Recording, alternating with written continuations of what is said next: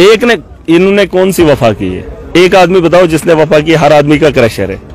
आप इनका रिकॉर्ड उठा के देख लीजिए, एक एक आदमी का रिकॉर्ड। बीजेपी 2014 से पहले क्या थे?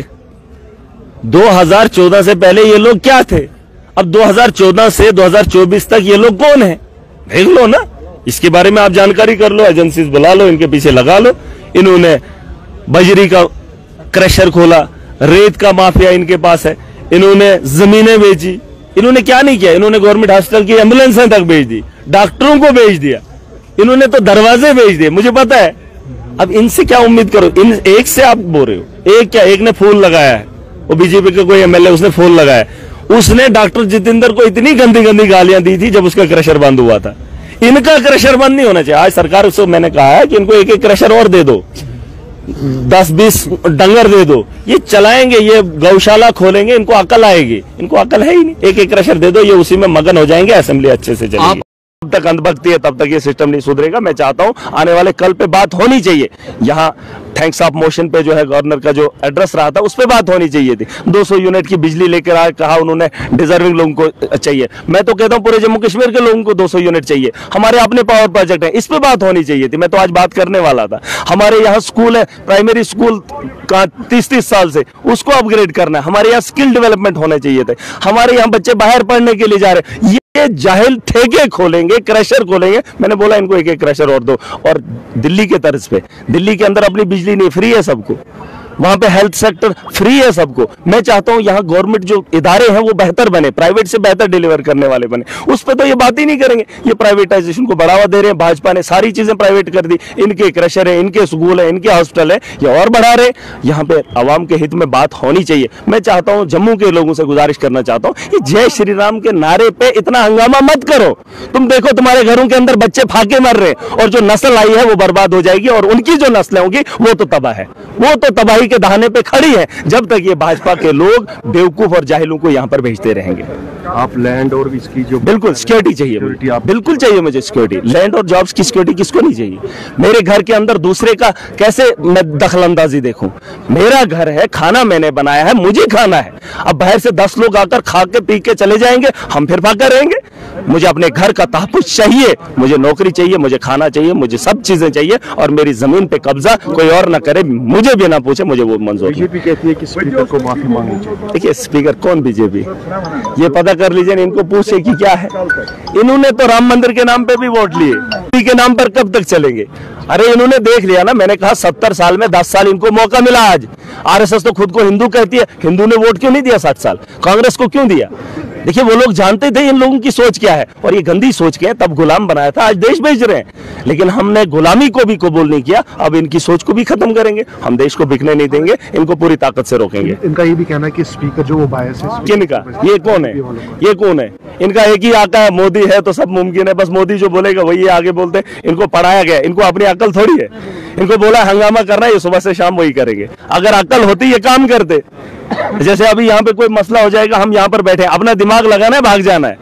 क्या बोलोगे? हम इंटरव्यू ले रहे हैं। इनको एक ही पट्टी पढ़ाए, सुबह आना है, शाम तक हंगामा करना है। ये बेवकूफ है। इनको जब अकल नहीं, खुद भी देखो, जम्मू कश्मीर के लोगों ने आपको मैंडेट दिया, काम करो।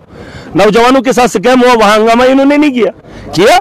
लाठियां चली तब इन्होंने हंगामा नहीं किया। यहाँ असेंबली में लोगों को दिखाएंगे, मीडिया में क्या चाहता हूँ, कवरेज बंद करें इनको क्यों कवर कर रहे हो? इन्होंने तब प्रोटेस्ट करना था जब यहाँ सड़कों पे डंडे खा रहे थे जम्मू में, जब एनक्रोचमेंट ड्राइव चलाई जा रही थी एलजी के द्वारा। तब बोलते हमारे पास एलजी किसका है?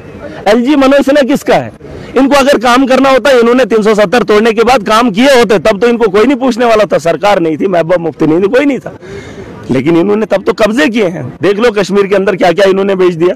अभी तो बहुत सारे लोगों को पता ही नहीं, लेकिन इनको पूरी ताकत से रोकेंगे, और इस जमीन पे किसी का इख्तियार नहीं है हमारे अलावा। तो ये आपका चैनल चलेगा लाइव चल रहा है। हाँ, पार्लियामेंट में जब मोदी आया था, मोदी उसने चीख के बोला था कश्मीर के अंदर आतंकवाद है। याद है आपको? आतंकवाद 370 की वजह से है। हम इस 370 को खत्म करेंगे तो ये आतंकवाद खत्म हो जाएगा। 370 की वजह से वहां के नौजवानों को रोजगार नहीं मिल पा रहा है, 370 की वजह से वहां पे डेवलपमेंट नहीं हो पा रही है। यही बातें हुई थी, यही बात हुई थी। तो ये रेजोल्यूशन जब वहां पर बिल लेकर आए थे तो इसलिए सपोर्ट किया था कि सच में 370 के टूटने के बाद क्या पता डेवलपमेंट होगी। क्या पता आतंकवाद खत्म हो जाएगा। ये थोड़ी ना पता था कि रात के अंधेरे में सारा तामझाम उठा के ले जाएंगे। अब ये तो अच्छी बात है, जब देखिए एनसी ने अच्छी बात की, मैं तो उनके साथ हूं। इलेक्शन के अंदर मैं उनके खिलाफ था, कल पीडीपी ने बिल लाया, मैं उनके खिलाफ, क्योंकि वो गलत लोग ला रहे थे। मैंने उसी दिन कहा था, पहले दिन, कि अगर एनसी को मैंडेट मिला है तो एनसी बात करे, अगर एनसी बिल लेकर आएगी हम उनके साथ हैं। आज जब एनसी ने परसों लाया तो हम उनके साथ, हम मुखालिफ नहीं है, लेकिन कोई जमात लेकर आए। उस वक्त देश के अंदर मोदी का शासन था, उसने दुनिया को बताया कि 370 की वजह से वहां पर आतंकवाद है, वहां पर बेरोजगारी है, वहां पर ये है, ये है। अब वो सारी चीजें नहीं है, वो आतंकवाद फिर भी है, नहीं खत्म हो पाया। अब हम सिक्योरिटी चाहते हैं, तब भी सिक्योरिटी थी, अब भी सिक्योरिटी है, वरना 370 था क्या ही था।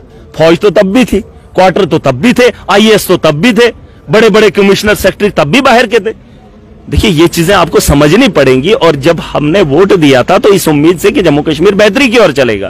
केजरीवाल ने गलत नहीं किया, आज एनसी कुछ काम कर रही है, 200 यूनिट उन्होंने कहा, हमने तो और कहा कि सबको फ्री दो। देखिए कुछ चीजों के साथ आपका इख्तलाफ हो सकता है, लेकिन जब आवाम के हित की बात होगी तो देश के हित की बात होगी, खड़ा होना चाहिए। लेकिन यह भी बताया था कि असेंबली से एक रेजोल्यूशन जब पास होगा उसके बाद इसको खत्म किया जाएगा, वो तो केजरीवाल को नहीं बताया था। अब ये अंधरात के अंधेरे में उठकर कुछ भी करेंगे, ये चीजें आपको समझनी हो। उस वक्त वोट देना एक अलग बात थी, लेकिन यहां वक्त के हालात कुछ अलग कह रहे हैं। आपको क्या लगता है 370 था तो देश अलग था? ये क्या अलग था? यहां पर तो सारा तामझाम वही लोग देख रहे थे। और ये चीजें मुझे इस बहस में नहीं जाना है, हमने आगे का देखना है। आज मुझे लगा कि जॉब्स की सिक्योरिटी होनी चाहिए, मुझे चाहिए। मैं यहाँ का यूथ हूं, मैं यहाँ का नागरिक हूं, यहाँ तो मुगलों ने राज किया।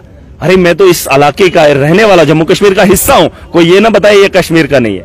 मुगल वहां से आएंगे, राज करेंगे, अंग्रेज वहां से आएंगे, हिंदुस्तान पे राज करेंगे और हमें बताएंगे आप गांव से हैं। गांव की बात नहीं है, शहर की बात है। जो सोच रखता है, जो सूझबूझ वाला होगा, वो बेहतर बात कर सकता है। यार मैंने हाथ जोड़ के गुजारिश की है, नौजवानों की बात करो, खुदारा एज रिलैक्सेशन की बात करो। आज सरकार ने ये कहा है कि हम वो सारी पोस्टें फिल करेंगे जो अभी तक खाली है। मैं चाहता हूं कि बहुत सारे नौजवानों को मौका मिल सकता है। नौजवान बेरोजगारी के आलम से जूझ रहा है, उनके लिए बहस होनी चाहिए, बात होनी चाहिए। सेशन खत्म हो जाएगा, कश्मीर का टाइम खत्म हो जाएगा, फिर जम्मू में क्या होगा कौन जानता। इनको हंगामा करने के अलावा कोई चारा नहीं है। मैं चाहता हूं कि पॉलिसी फ्रेम हो, जैसे बिजली के लिए इन्होंने कहा 200 यूनिट फ्री हो, उस पर और ज्यादा बहस होनी चाहिए। बताओ जम्मू कश्मीर के सब लोगों को फ्री दे दो, क्या फर्क पड़ता है? दिल्ली के अंदर हमने दिया, पंजाब के अंदर दिया, उनकी तो पैदावार है ही नहीं, हमारी तो अपनी पैदावार है। और इन चीजों से भी हम लोग जूझ रहे हैं, ये चीजें हमें मिलनी चाहिए। इस पे भाजपा को बहस करनी चाहिए। इन्होंने स्मार्ट मीटर लाए, मीटर भी बेचे, तार भी बेची, पोल भी बेचे लोगों को, और जब किराया लेने की बात आती है तब भी लूटते हैं। ये नहीं सुधरेंगे। पीडीपी और पीसी आज एक रेजोल्यूशन लानी जा रही है। क्या पीडीपी और पीसी आज और एक रेजोल्यूशन लानी चाहती है? तो पीडीपी और पीसी क्या है? सजाद लोन 3 लोगों की बात मत करो, यह हाउस 90 लोगों का है। मोटी मेजोरिटी की बात हो तो मैं बात क्या जो लास्ट दिन लाई थी उसमें कोई कमी थी? नहीं, मुझे उस पर बात ही नहीं करनी। हमने अपना स्टेटमेंट दे दिया है। 3 लोगों की आप बहस करेंगे, महराज मलिक अपना एक स्टैंड रखता है, हम एक अपनी बात करते हैं। आवाम के हित में जो भी चीज होगी उस पर बात करेंगे। अब अगर किसी को ड्रामा करना हो तो ड्रामे की जरूरत नहीं है। मुझे बताओ इन्होंने लड़ाई कैसे लड़ी? लड़ी अरे जमीन पे भी लड़ते, यहाँ हंगामा करना। इनको पता है हम एमएलए बन गए, प्रोटोकॉल बन गया, प्रोटोकॉल में रहकर मैं जमीन से लड़ के आया हूँ, मेरे बारे में जान लेना। ये जो यहाँ पे लड़ रहे हैं ना बेवकूफ और जाहिल, यहाँ हंगामा कर रहे हैं। हमने 15 साल जमीन पे गरीब के लिए लड़ा है, हमने बड़े बड़े ताकतों को रोका है। आज ये हुलिया देखकर ये मत समझना कि ये कैसा है। ऐसा ही मैं था जब से मैं चुन कर आया हूं, और लोगों ने मुझे ऐसा पसंद किया क्योंकि 15 साल में आवाम के लिए जमीन पे लड़ा हूं। ये घर के दरवाजे से कभी बाहर नहीं निकले, ऐसी गाड़ियों में उठकर यहाँ हंगामा करेंगे और फिर बोलेंगे कि हमने ये रेजोल्यूशन। चिट्ठी लिखने में क्या ही फर्क पड़ता है? 2-4 हरफ क्या लिख दिया, हंगामा कर दिया, दुनिया को बेवकूफ बना दिया। बेवकूफों का टोला नहीं है, ये हाउस है, ये जम्मू कश्मीर का हाउस है। यहाँ बेहतरी की बात होनी चाहिए, जो मुसीबतें हैं उनके लिए सोचना पड़ेगा। 2-4 टुच्चे लोगों से मुझे कोई फर्क नहीं पड़ता।